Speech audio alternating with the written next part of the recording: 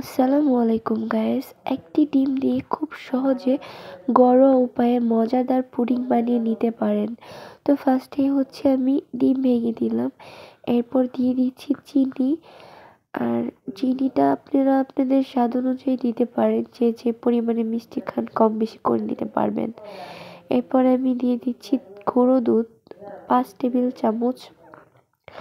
আর আমি আগেই করে রেখেছি ক্যারামেলটা, এটা বানানো দেখায়নি, আপনি নিজেরাই ক্যারামেল সুন্দর করে নেবেন।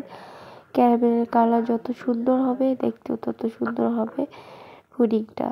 এরপরে দিয়ে দিচ্ছি ভ্যানিলা এসেন্স, এটা চকলেট ফ্লেভারের ছিল, এই কারণে ফ্লেভারটা সুন্দর আসবে, একটা চকলেট চকলেট স্মেল আসবে। এরপর সবগুলো একসাথে মিক্সড করে নিচ্ছি।